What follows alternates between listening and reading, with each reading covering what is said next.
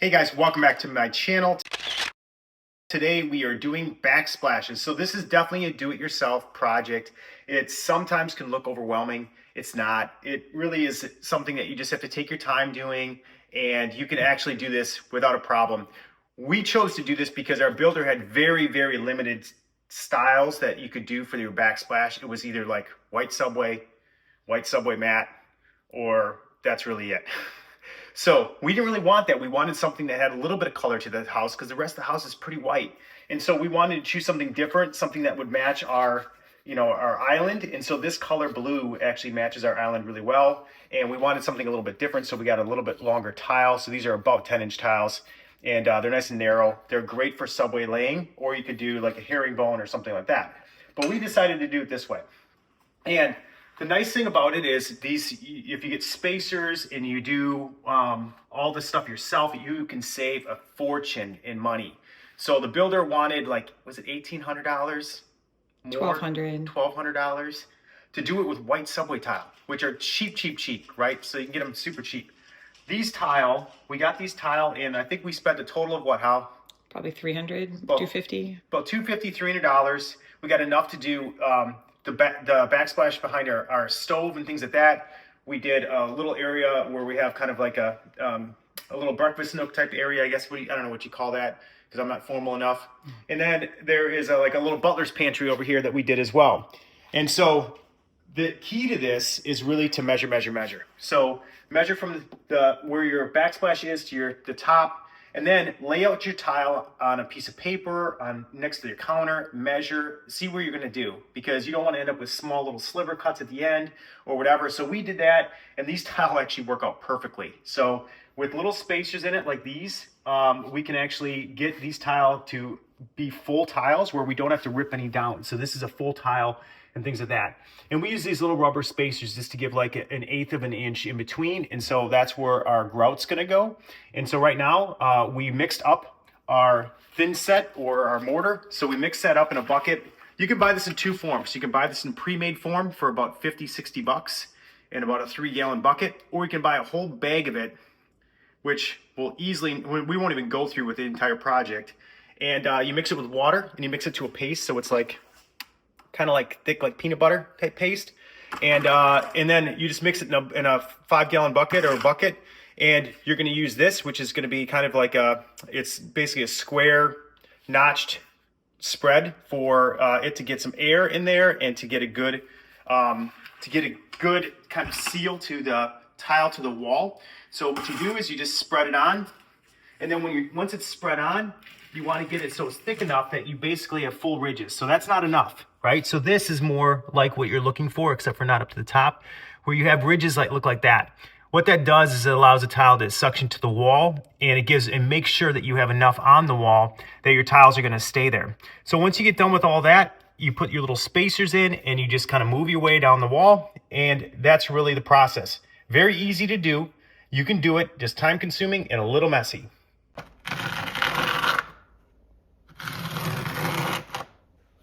So it's that easy.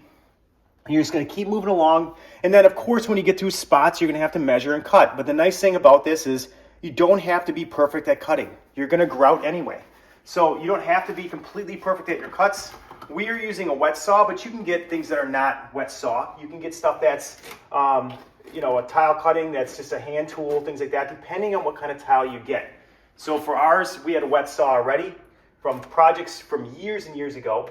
And so we are going to use our wet saw. It's super quick to cut, and it's really easy just to kind of keep moving along really quickly, and so that's why we're going to use that. Okay, so the one thing I wanted to make sure to do is there's a couple things with outlets. One is, because this was a kitchen and it was recently done, these already have extenders in them. So this white box in here is an outlet extender. So what you don't want is wires exposed. When you pull the outlet out, you're pulling it out about this depth and a little bit more with the thin set in there. What you don't want to do is you don't want your wires exposed. So this builder already put these boxes in, these white boxes in, which is really good for us, because then all I got to do is loosen it, pull it out, put the tile behind it so it actually sits on top of that. So when you actually put your outlet cover back on, it's going to sit flush with your your tile. You don't want it to be indented into the counter. So if it looks like this, you'll put that back on. And then once I have everything kind of grouted and stuff, it'll sit flat onto the tile. The other thing is when you go through an outlet, which we did this the other night when we were trying to keep moving quickly, make sure that your tiles come back to lining up. So if they don't, you're gonna mess up your pattern. So we want half tiles, and then full tiles. So you can see we're right around half here. And you wanna keep doing that. If you mess that pattern up, it's when you get to the end, you're gonna find out you have, you know, an adjustment that you didn't cut because of the spacing of the actual outlet. And then what I typically do is I give the tiles a little wiggle when you get them on the wall. You don't want to just set them there and walk away. You want to give them a little wiggle so they sit deep into the, so I give them a little wiggle into there. So you actually get it set where it needs to go. So you can see I'm just kind of moving along, putting spacers in. The spacers actually help you kind of keep moving and make sure that everything's in the right direction too. You can see right now it's sagging a little bit there. That's something that once I get these other tiles put in and get these spacers in there, it'll be just fine.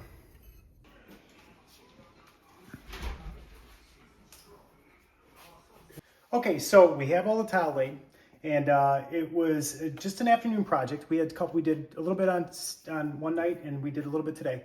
And basically, you don't have to prep your walls. So you can go right over drywall with this. You can put the thin set right over the drywall. You can definitely do that. You don't have to prep the walls at all. The other thing is the thin set that you put on, it wipes off or scrapes off. So we like to try to wipe down and keep our tiles a little bit clean as we go, just so less cleaning later. And when we grout, it's a little bit easier, but that's really it. So you can do that. You don't have to do that. You don't have to worry about it. If it's something that you like to do like we do it. Otherwise, you'll get it when you grout the tiles.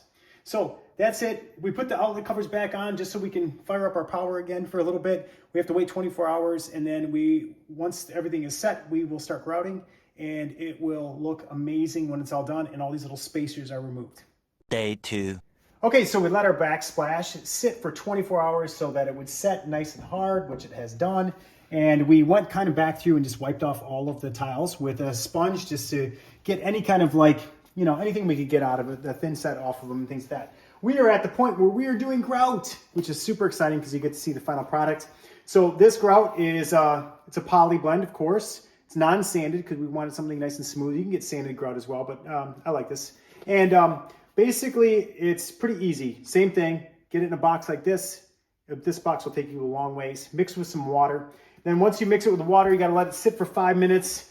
You know, you wanna stir it all in really good, let it sit for 5 minutes. It gets to a paste, kind of like this, nice and smooth, kind of like a peanut butter kind of paste.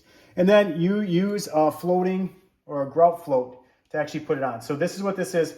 It's actually, if you look at it, it's spongy on one side, so it's not gonna damage your tiles or scrape them or do anything like that. And then all you're really gonna do is you're just gonna run it over your tiles and fill in all of the gaps and spaces. So you're gonna do this all over the place. And then you're gonna let this sit for about 10 minutes and then go back with a sponge and wipe off all the excess to clean your tiles. And so that's really the process you're gonna go through, is just kind of do this through the whole thing and let it kind of sit in. And it's really, this is the part I like the best. It's the part where you get to see the finished look of what it's gonna look like. We used a platinum, so everyone always asks me, what color is that, Lee? What color is that? This is a platinum, so it's gray, grayish. And so we wanted something to not be quite bright white. We didn't want it to look like a bathroom. We wanted it to look like a kitchen. And so we're putting this on, and then we'll show you as we start wiping it down with a sponge. Okay, so after you apply the grout, you're gonna let that sit for about 10, 15 minutes, or until it gets kind of like, you start seeing it's kind of firming up. And once it does that, then you can start wiping it down. So you could start wiping it down with just a damp sponge. You can get this for a couple bucks at your local hardware store and things like that. Just a damp, clean sponge. You don't want it too wet. You just want it damp. And then you're just gonna wipe it down, go over the whole thing, wipe it down. You're gonna get most of this stuff off, the stuff that's on the kind of the surface tile of it. And then you just keep rinsing your sponge, just damp, keep it damp, and keep working your way all the way across. Then once it's done, you're gonna have a light film. It'll look like something like this, where you see you have a light film on it.